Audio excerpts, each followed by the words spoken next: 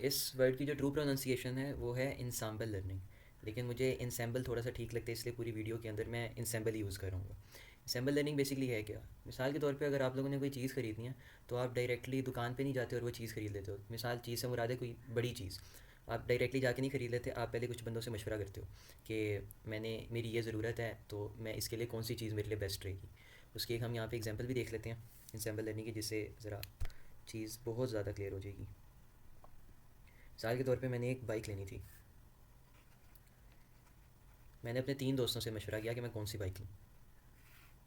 पहले दोस्त ने मुझे मशवरा दिया कि देखो यार आप ले लो YBR ले लो, सही है। दूसरे दोस्त ने मुझे मशवरा दिया कि आप CBF 150 ले लो।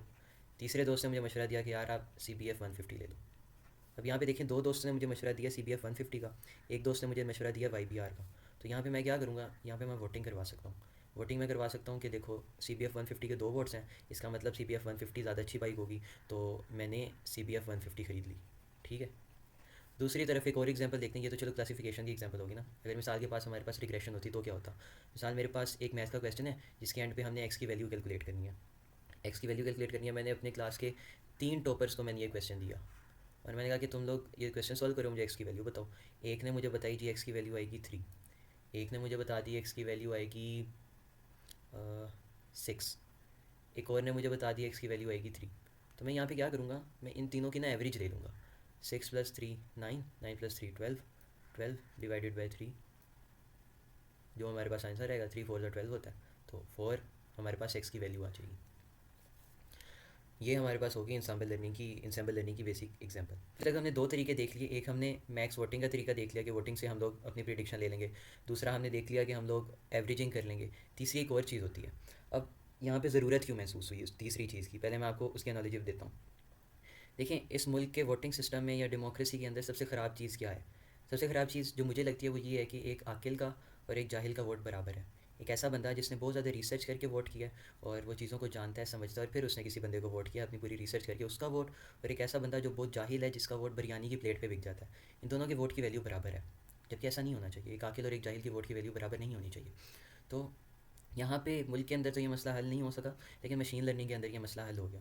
मशीन लर्निंग के अंदर हम क्या करते हैं, हर मॉडल को एक वेटेज असाइन कर देते हैं। जो ज़्यादा अच्छा मॉडल होगा उसको ज़्यादा वेटेज मिल जाएगी, जो कम अच्छा होगा उसको कम वेटेज मिल जाएगी। मिसाल वही जो हमारी पहले वाली एग्जांपल थी एक्स की वैल्यू वाली। एक्स की वैल्यू की हमें 3 प्रिडिक्शंस आई थी। एक ने हमें कहा था कि इसकी 2 होगी, एक ने हमें कहा था 3 होगी, एक ने हमें कहा था 4 होगी, मिसाल के तौर पे। तो हम इसको वेटेज एवरेज किस तरह कैलकुलेट करेंगे। साल हम 2 को वेटेज एवरेज दे देते हैं हम लोग 0.5 की। ये बहुत क्रेडिबल बनता है। तो 0.5 मल्टीप्लाइड बाई 2 हो जाएगा, प्लस 3 को हम वेटेज एवरेज दे दी हमने 0.2 की, 2 मल्टीप्लाइड बाई 3, प्लस 4 को हमने वेटेज एवरेज दे दी मिसाल के तौर पे 0.1 की, मल्टीप्लाइड बाई 4 डिवाइडेड बाई, अब इसको हम 3 से डिवाइड नहीं करेंगे, इसको हम इसकी वेटेज एवरेज से डिवाइड करते हैं। मिसाल 0.5 प्लस 0.2 प्लस 0.1, तो जो भी आंसर आएगा वो हमारा वेटेज एवरेज का आंसर होगा। आगे मूव ऑन करते हैं। इंसेंबल लर्निंग की आप लोगों को समझ आ गई है कि हम कोई भी इसमें हाँ, आगे मूव ऑन करते हैं। सबसे पहले ये 3 चीज़ें आ गई, उसके बाद एडवांस टेक्निक्स हैं, इनको भी हम आगे देखेंगे। सबसे पहले हमारे पास आ जाती है एडवांस में स्टैकिंग। स्टैकिंग क्या होती है? स्टैकिंग में बेसिकली ये होता है, आपको एग्जांपल से ही समझाता हूँ। स्टैकिंग में आपके पास समझो एक है, आपके पास डाटा है। डाटा है आपके पास 1000 स्टूडेंट्स का, ठीक है। तो आप इसको हमेशा डाटा को 2 हिस्सों में स्प्लिट करते हो। मिसाल 80% डाटा जो होता है वो ट्रेनिंग में जाता है, और जो TR लिख देते हैं इसको, और जो 20% डाटा होता है उसके ऊपर आप लोग टेस्टिंग कर लेते हो। टेस्टिंग, अब जब आप एक मिसाल के तौर पे इस डाटा के ऊपर आप 3 मॉडल्स ट्रेन करवाते हो, ठीक है। KNN,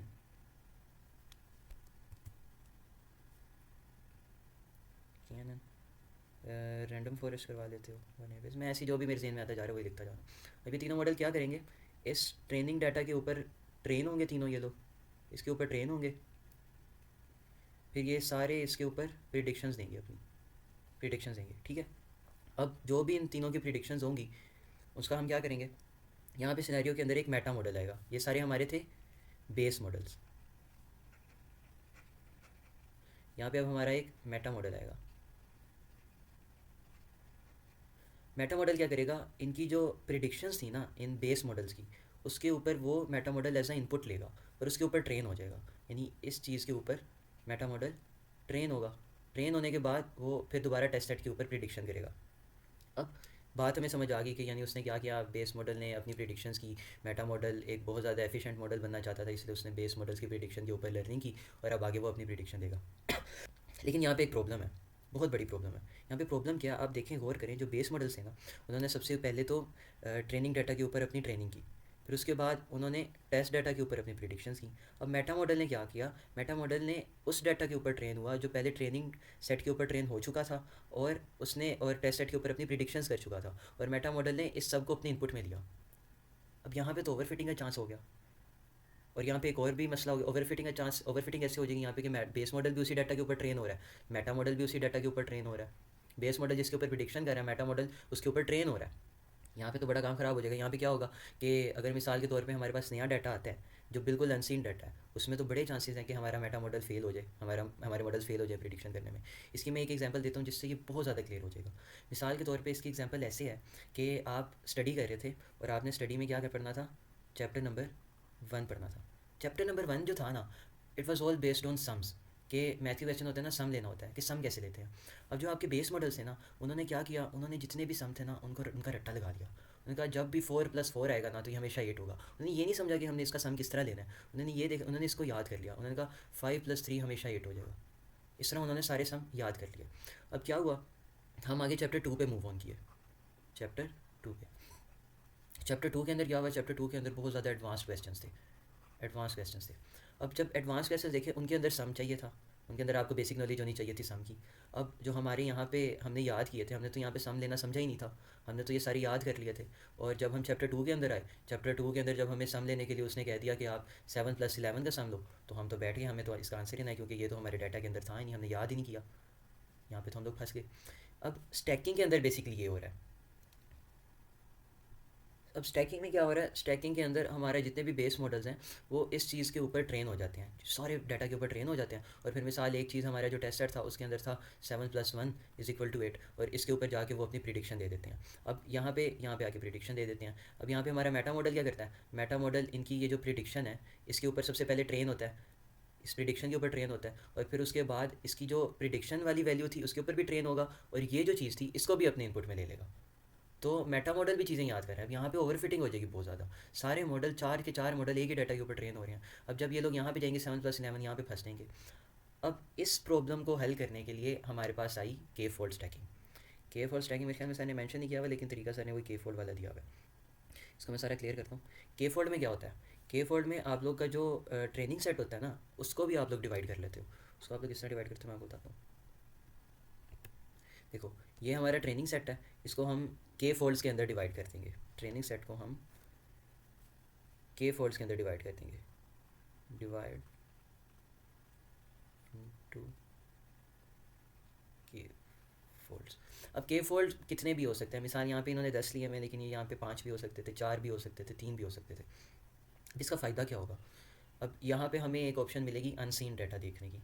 क्यों, देखो हमारे पास डाटा था, उसको हमने 10 हिस्सों के अंदर उसको हमने 10 हिस्सों के अंदर डिवाइड कर लिया।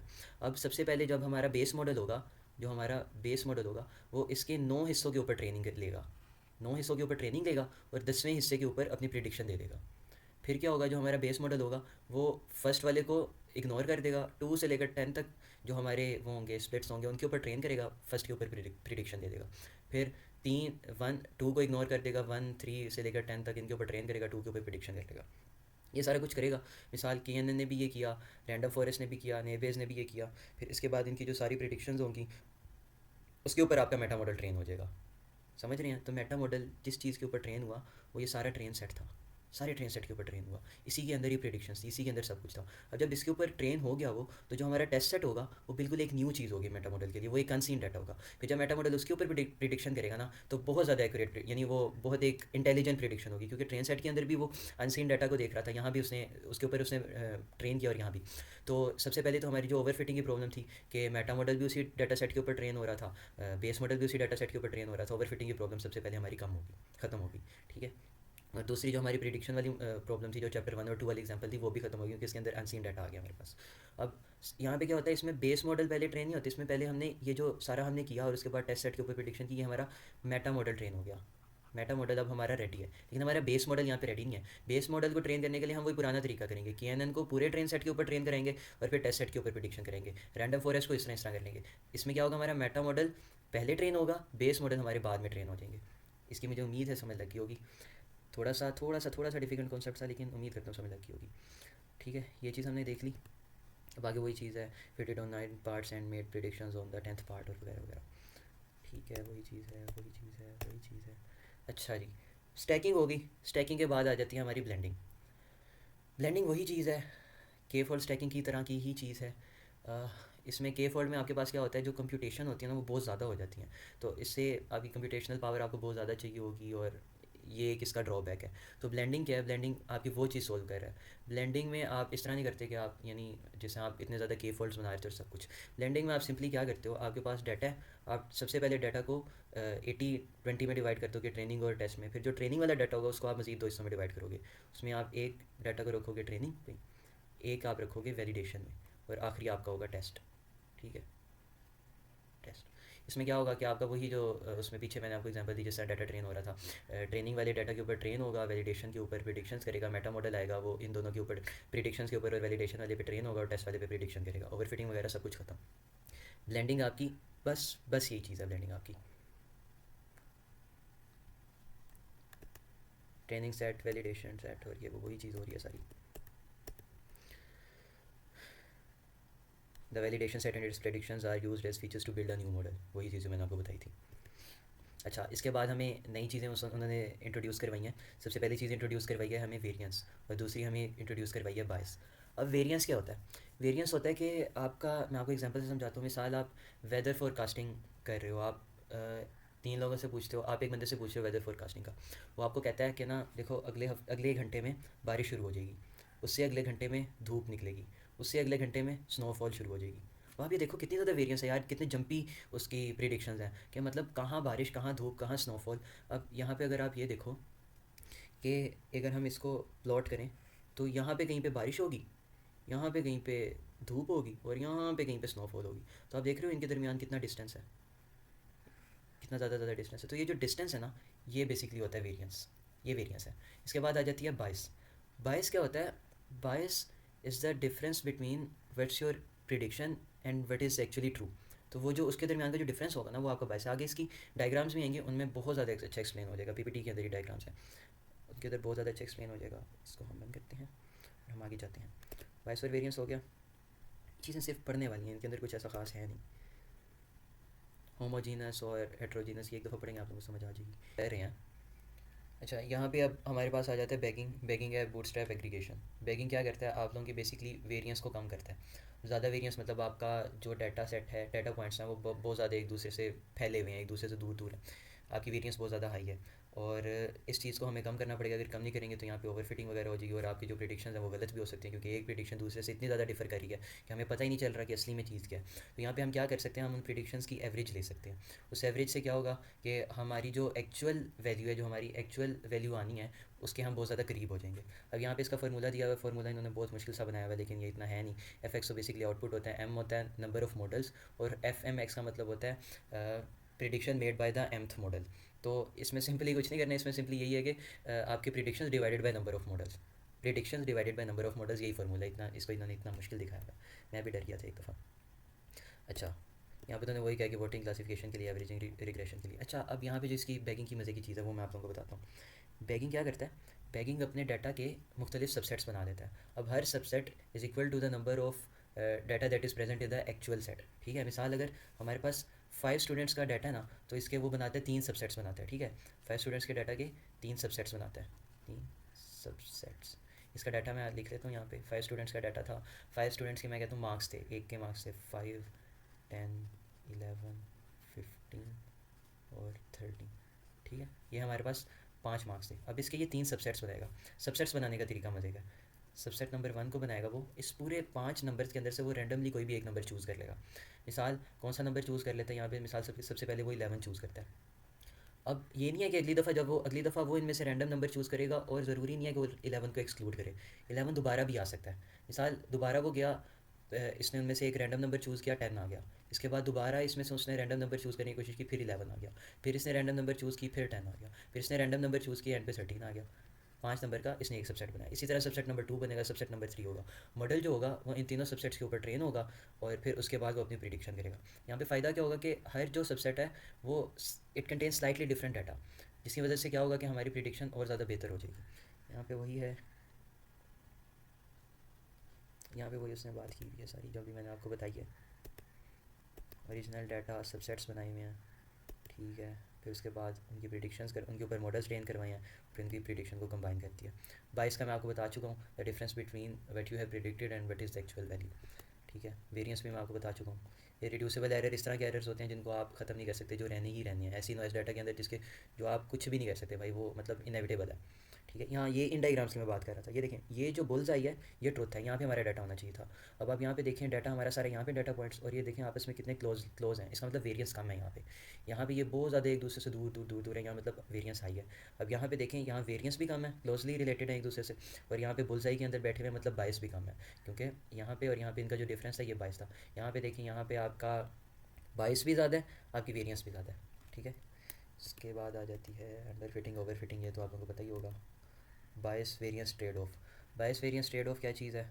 इसमें देखें कि अगर मिसाल आपके डाटा के अंदर बहुत कम पैरामीटर्स हैं, मिसाल आपको सिर्फ एक घर का, आपने एक घर की कीमत को प्रिडिक्ट करना है, और उसके लिए पैरामीटर्स आपको दिए हुए हैं बस के घर एक बंद गली में है, और घर डबल स्टोरी है। अब आपने प्रेडिक्ट करना है इसकी वैल्यू क्या है, तो यहाँ पे 22 आपका ही हो जाएगा। आपके पास इतना डाटा ही नहीं है कि आप, उसने पैरामीटर्स ही नहीं है कि आप उस घर की सही से वैल्यू कंप्यूट कर पाओ कि घर की लोकेशन क्या है, घर कितने मरला का है, घर बना हुआ किस तरह है, उसके अंदर क्या क्या काम हुआ हुआ है, उस तरह का कुछ भी नहीं है। तो इससे क्या होगा, आपका 22 हाई हो जाएगा, और आपकी वेरियंस लो हो जाएगी। वेरियंस लो कैसे होगी, आप ज़्यादा बड़ी बड़ी प्रिडिक्शन कर ही सकते हैं। मिसाल ऐसा थोड़ी ना होगा, बस दो चीज़ें हैं, आपने उसी के हिसाब से प्रिडिक्शन करनी है मिसाल के तौर पर। लेकिन अगर पैरामीटर ज़्यादा हो जाए तो कोई मॉडल कहता है कि यार ये उन पैरामीटर्स के हिसाब से आपकी सबसे पहले तो 22 कम होगी, ठीक है, क्योंकि आपके पास प्रिडिक्ट करने के लिए चीज़ें ज़्यादा होंगी, इससे आप ज़्यादा अच्छे तरीके से प्रिडिक्ट कर सकते हो कि उसकी वैल्यू क्या है। लेकिन यहाँ पे वेरिएंस ज़्यादा हो जाएगी, ठीक है, और इसकी वजह से ओवर फिटिंग और अंडर फिटिंग का भी प्रॉब्लम आएगा। तो ट्रेड ऑफ ये है कि आप कितने, यानी आपने बहुत ज़्यादा अच्छे अमाउंट ऑफ पैरामीटर्स देने हैं जिससे कि आपका एक राइट बैलेंस मेंटेन हो सके, ठीक है। ये ज़्यादा वो पैरामीटर्स होना कम हो, बायस और वेरिएंस के दरमियान बैलेंस रहे, जैसे ये N algorithm can't be more complex and less complex at the same time. इसके बाद आ जाते हैं टोटल एरर। बस यही चीज़ आ गई है, थोड़ा समझ दिया हुआ है। यहाँ पे हमारा लेक्चर कंप्लीट हो जाता है। Thank you.